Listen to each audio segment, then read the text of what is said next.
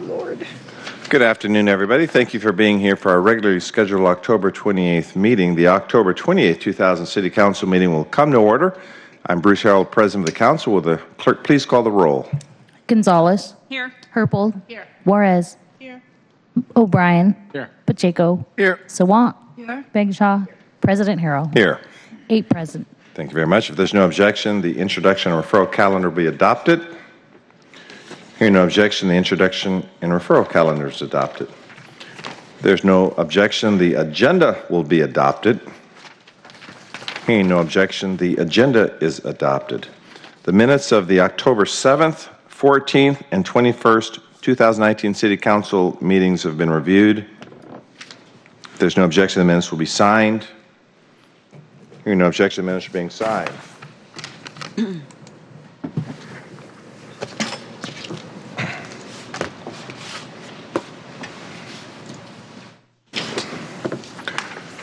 Presentations. I'm not aware of any presentations this afternoon. Public comment. At this time, we'll take public comment on items that appear on today's agenda, the introduction referral calendar, and the City Council's 2019 work program.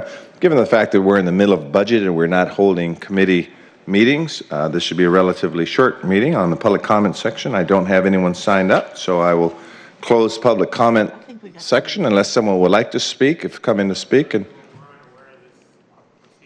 okay, so I'm not seeing anyone signing on the list here, so if you'd like to sign, feel free to sign up there, and we'll give you 2 minutes to speak on an item that is on our agenda, the introduction referral calendar or our work program. We'll give you a minute there.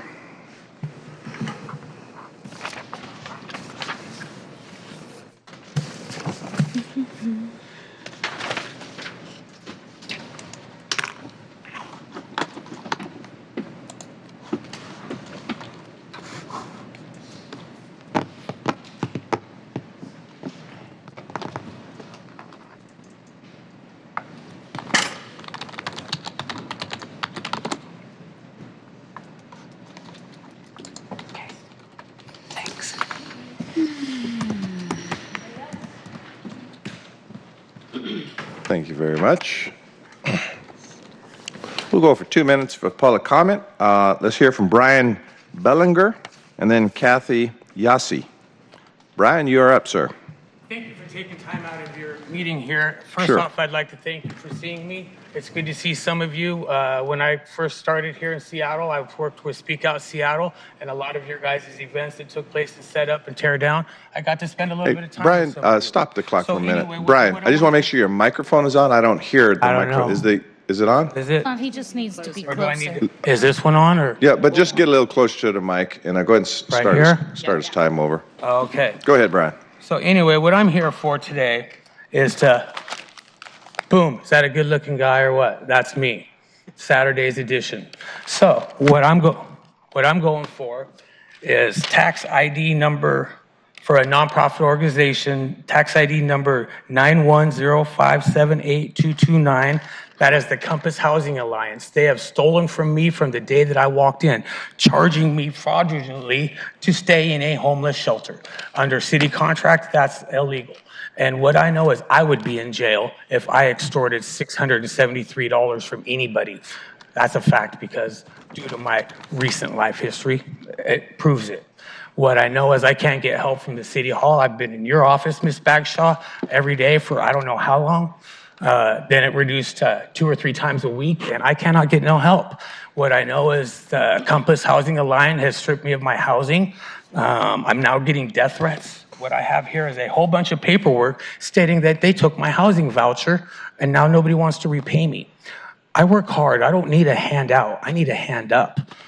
And what I know about this navigation team that goes out into the community, why would any homeless person want to accept any kind of help to go into a shelter that they have to pay, that they get 12 different interpretations of this policy to where it resorts to everyone's favoritism amongst the staff. What I know is right here, I signed my name, and that's all I have left today. So I have integrity. But that staff also signs it right here. And when they choose not to go by that, they're committing fraud. And so this nonprofit has to go. The way that this whole system is set up to where they get all the money, that is a job security for them. Us homeless people, we're not getting no help. I need help getting my money back. Anyone want to help me? You know, because what I know is that's theft and that's fraud. And if I have to take this all the way to the federal government and bring all my information here, that's what I got to do. Because if this is the only good thing that I do for society in order to get through the gates of heaven, that's what I will do. Thank you very much, Thank you for Brian. taking time out of your day to listen to me. Absolutely. Enjoy the rest of your afternoon. Hopefully, it's good to see you out of all these many visits. Our next speaker is Kathy Yasi. Jody, I believe this gentleman would like to speak too, so let's put him on the... Yep. Hi there. I'm Kathy Yazzie. I'm a retired child care provider and vice president in my union, SEIU 925. And I'm here to speak to you in favor of two items in front of you. The child care crisis in Washington is driven by a shortage in the workforce. Providers face poverty totally across this industry.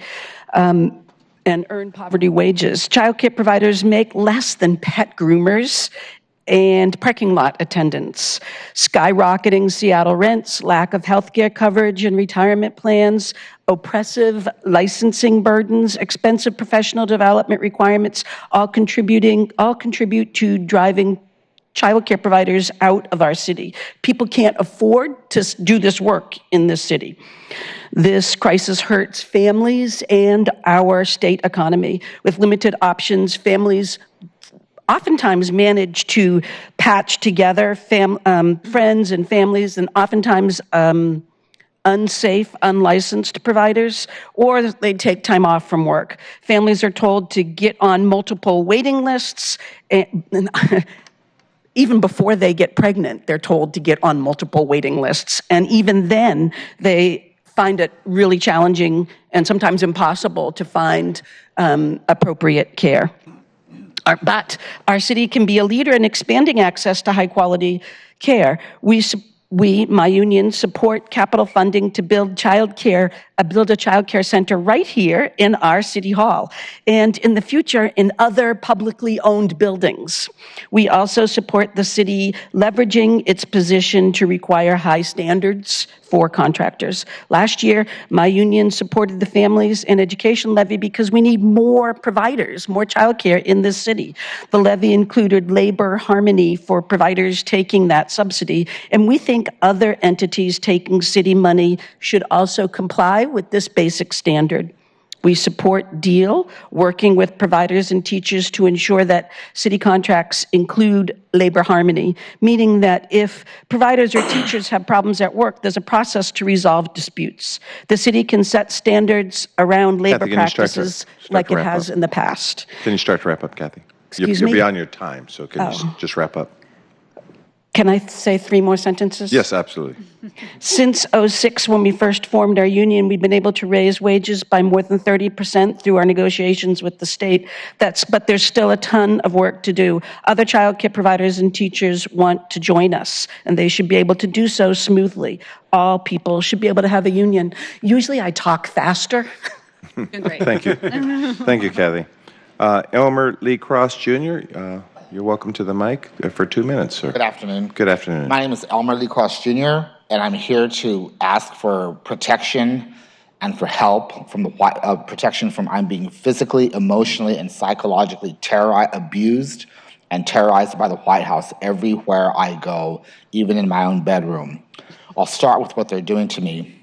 Briefly, they are doing something to my brain, my optical nerves, and my nervous system with electromagnetic signals and through the optical nerve. So, Elmer, you and I had a long talk last week, so I just want to make sure the reason why you're telling us this is because we fund things in our budget and you want us to consider this, correct? Well, no, I'm not asking you to put in to fund it. I'm here to speak to the city council in general about the treatment that I'm getting. And about our investments on mental health and surveillance and that kind of stuff. You want to talk to us about our work in this area, correct? I'm asking for protection and for the city council and the mayor and the city council to file a lawsuit and to tell the White House that they can no longer treat me the way I'm being treated. So you and I talked for about 30 minutes last week when outside, and I suggested we'll try to help. So go ahead. I'm listening this so we could try to invest in help. Okay, so what they're doing is they're looking through my eyes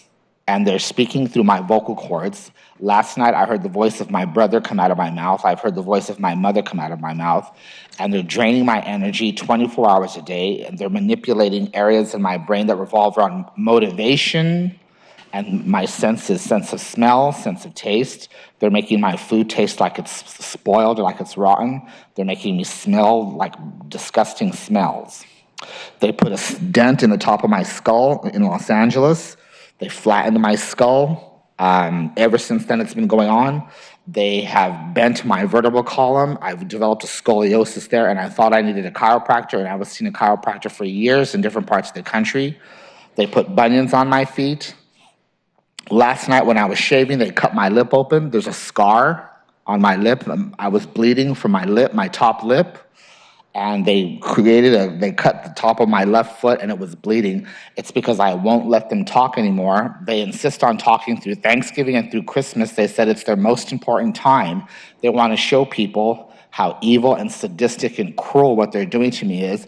They insist on talking. Thanksgiving is their holiday. They said this country is only for rich white people, conservative people. Thank you. Not liberal people, but conservative people. Thank you, Emma, for coming and down. And they're telling me that they told me, you represent the governor of New Mexico. They really did. They said, we want everyone in New Mexico to go back to Brazil, go back to Spain, go back to Africa. They're calling me a sissy. They're calling me a nigger. Okay. They're calling me a faggot. So thank you. And I appreciate talking to you last week, and thank you for sharing with all of us. We got a chance to hear you. Thank you very much. Okay, and I just want to say one more thing, that everybody has the power to stop it. Donald Trump is being sued by many people. There are many lawsuits. Yes. They're stopping me from crying, and they're stopping me from really breaking down and like pleading with people and having an emotional breakdown, and they're controlling my levels of anger as well.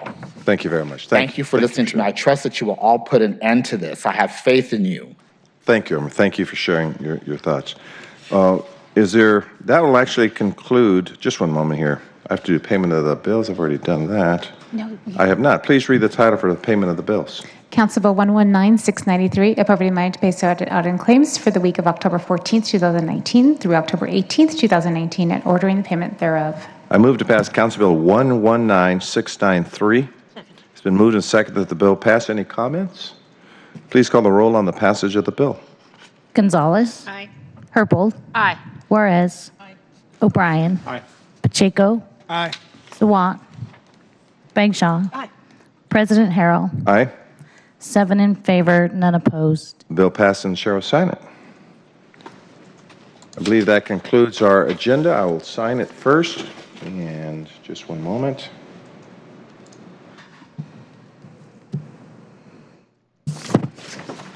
Is there any further business to come before the council? There's one statement I'd like to say during this section, that if there's no objection, Council Rule 2B5 relating to the number of excused absences at a city council meeting in November will be suspended, and to allow 3 excused absences on November 4th, which is our next Monday. So I'm asking that we excuse the rules. Suspend the rules, excuse the rules, and expend the rules. Hearing no objection, the council rule is suspended, and 3 council members will be excused from the November 4th, 2019 City Council meeting. And we will use the scheduled pro tem schedule to decide who presides over that meeting. Any further business coming before the council? If not, we stand adjourned. Everyone have a great rest of the day, and thank you for your public comments.